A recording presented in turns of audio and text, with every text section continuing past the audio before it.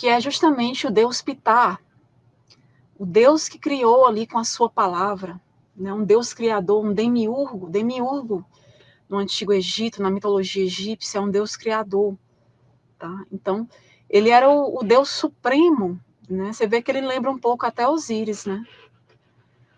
Mas tem diferenças. E aqui na esquerda, a gente tem uma tríade de deuses, tá?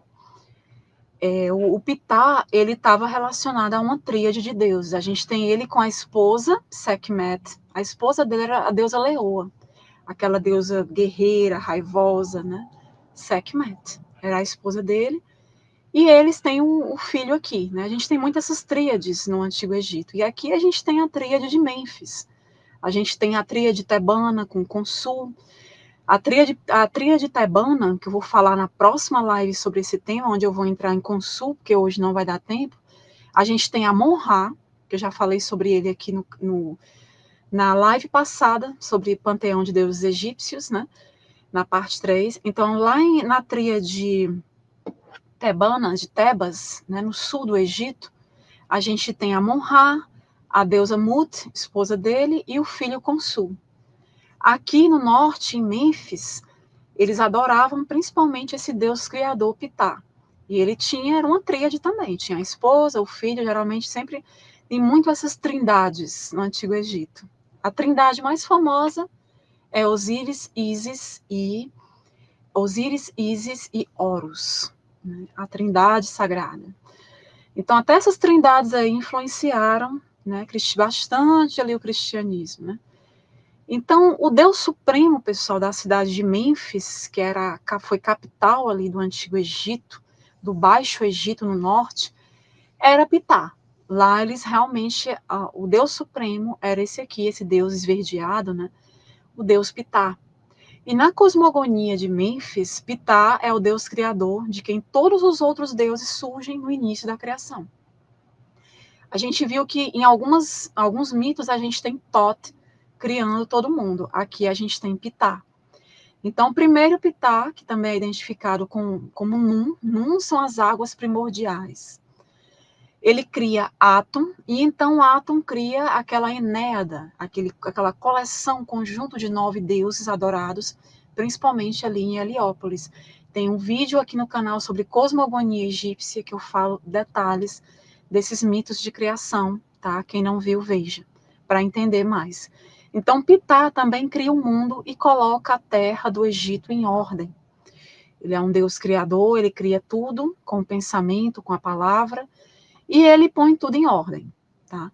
E alguns estudiosos, inclusive, eles acham que a elevação de Ptah a um Deus criador supremo, né, ele criando ali a humanidade, o universo, através do pensamento, da palavra dele, né, é um criador supremo, né, pode ter ocorrido isso, dele ser colocado como Deus supremo, pode ter sido uma tentativa por parte dos sacerdotes ali em Mênfis, de criar uma hierarquia na qual os principais deuses de Heliópolis fossem subordinados aos de Mênfis. Era assim, cada cidade criava sua mitologia. A gente tem muito isso no Antigo Egito. Os mitos de criação variavam de local para local, de cidade para cidade. E, como é que eu posso dizer? E cada uma tinha seus deuses principais. Tipo, aqui em Mênfis era Ptah. E aí os sacerdotes de Mênfis diziam, olha, aqui o Ptah é o deus criador, e ele está acima dos seus deuses, né? Então tinha muito isso, o meu Deus é melhor, tá? O meu Deus é melhor, hierarquicamente ele é melhor, ele é mais poderoso, ele é mais bonito, mais chique, maravilhoso, pronto. Era mais ou menos só para vocês entenderem melhor como que era, né? Então Mênfis, inclusive, pessoal, está localizado no mapa que eu mostrei, claramente você vê que está no norte do Egito, na região do Baixo Egito, que é o norte do Egito. E ela já foi capital ali dessa região do Baixo Egito, né?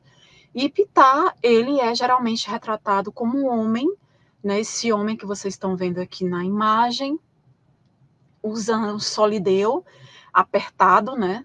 Usando esse solideu apertado, essa roupa, essa barba preta, tá? Que tá aqui, característica dele. Ele segura esse cetro, o cetro was. Eu vou já mostrar ele em outra imagem maior, que vocês vão ver o cetro completo. Não, que esse cetro was, ele é um símbolo de poder. Cetro was é um símbolo de poder, de autoridade no Antigo Egito. Esse cetro, ele tem 2 pequenos chifres na parte de baixo, no pé, e um gancho com uma espécie de chifre no topo. Tá? E quase chegando no topo, a gente tem, não sei se vocês estão vendo aqui o Djed, que também está nesse cetro que ele está segurando. O que é o Djed, Eric? É um hieróglifo que representa ali a coluna de Osíris, a estabilidade, né? Então, só para explicar um pouquinho, né? Então, algumas imagens de Ptah mostram o corpo dele todo envolto firmemente em vários envoltórios de linho, como se fosse uma múmia, com essa pele verde, seu rosto nas mãos, tudo verde, né? Igual Osíris. Inclusive está relacionado à fertilidade, à vegetação, né? A consorte de Ptah, né, que é a deusa com cabeça de leão, Sekhmet, conforme está nessa escultura aqui da esquerda, tá? A gente tem Sekhmet, a deusa leoa, que era a consorte desse deus Ptah, e o seu filho, que também tá bem no meio, né? Ele tá ali, é o Nefertem, né? Então a gente tem a tríade Sekhmet, Nefertem e Ptah, a tríade de Mênfis, né? Inclusive, esse filho dele, Nefertem, que se diz ter se originado, né? Como uma flor de lótus, né, que era associada ali a fragrâncias, a perfumes também, né, a gente tem esses detalhes aí. Aqui eu vou mostrar outro slide que a gente vê melhor, tá, ó, aqui a gente vê melhor o deus Ptah, né, tem algumas características aqui, aqui do deus Ptah, tá, pessoal? Ah, não, por favor, tá, Paola, pelo amor, né? Vá, larga esse pessoal e vai estudar de verdade. Vai estudar de verdade. Cuidado com a pseudociência, as pseudagens por aí, né? Senão vai ficar cada vez mais difícil da tua mente ter acesso a conhecimento de verdade, né? A dissociação cognitiva ela vai aumentando. Paulo, boa noite. Paulo, que é moderador aqui do chat também, membro aqui da área VIP. Fernandes, boa noite. Seja muito bem-vindo, assistindo. Ótimo. Então, o pessoal que está chegando agora, depois assiste do comecinho, tá? Porque tem muito, eu já estou quase no final.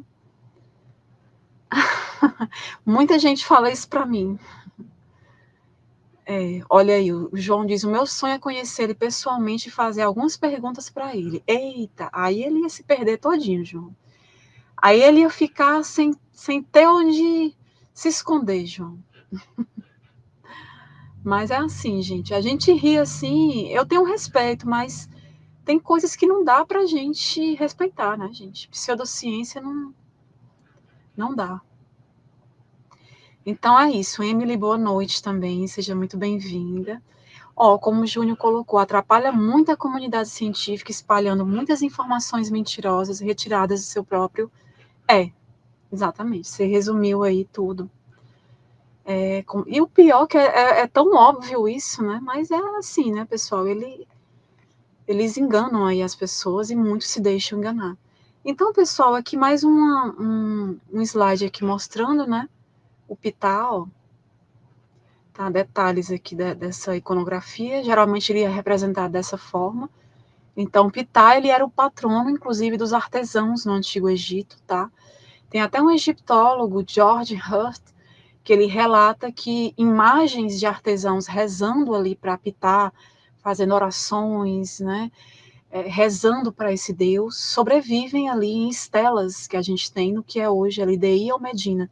Deir el-Medina, até falei numa live muito sobre esse local, era uma localidade de artesãos. A gente tinha muito artesão nesse lugar, porque era ali perto do Vale dos Reis. Então eles estavam sempre construindo essas estelas, essa cultura material, né, que eles construíam para pôr nessas tumbas, né?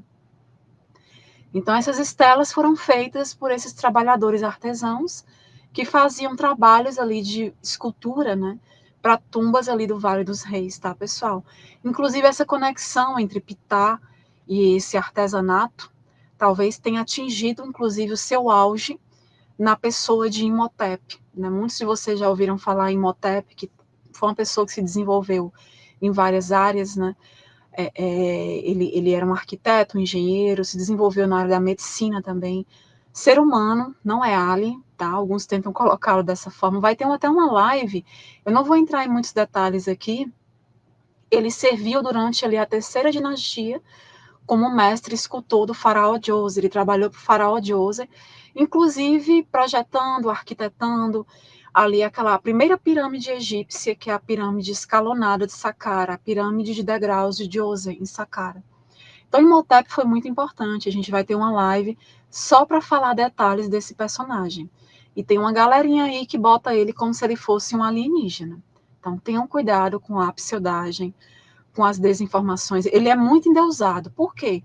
Porque muitas pessoas relacionam ele com Deus Ptah, né? A divindade de Ptah. E aí acaba que ele foi um indivíduo muito importante, se destacou em várias áreas do conhecimento. Então, ele foi divinizado, de certa forma. Ele era muito adorado. E acabou que pegou essa fama de Deus. Mas foi um ser humano normal. Tá? Então, a reputação de Imhotep, pela sabedoria dele, né, a integridade dele, eventualmente levou ele a ser deificado, adorado. Momento ali em que ele era frequentemente chamado até de filho de Ptah. Ptah que está muito relacionado aos artesãos. Né? A gente tem cultura material mostrando artesãos orando, rezando a esse deus Ptah. Tá? Então a gente tem esses detalhes aí, né, legais. Então, pessoal, Ptah, nos mitos egípcios, né, o criador das coisas, o patrono dos artesãos, especialmente escultores, artistas, escribas, né? Inclusive, seu sumo sacerdote era chamado de chefe dos controladores, olha só. E os gregos, olha só, os gregos identificaram Ptah com Hefaisto, Vulcano, o divino ferreiro. Olha aí o sincronismo entre as mitologias, né? Sendo considerado, inclusive, segundo as crenças antigas ali, o deus criador de Mênfis. E durante uma prolongada era, inclusive Mênfis, nessa cidade, ela serviu como capital do Egito. E ela era conhecida, inclusive, antes de ter esse nome, né, ela era conhecida como Retkaptah, ou Casa da Alma de Ptah. Né? E nesse sentido, Ptah, conforme a cosmogonia de Mênfis, né, dessa localidade, o deus Tatenem, ali, o monte primordial, né? Ptah também, ele cria o mundo, né? Os seus habitantes, os Kas. O Ptah, ele cria até os Kas dos outros deuses, né? Quem não lembra o que é Ka, eu aconselho a assistir também.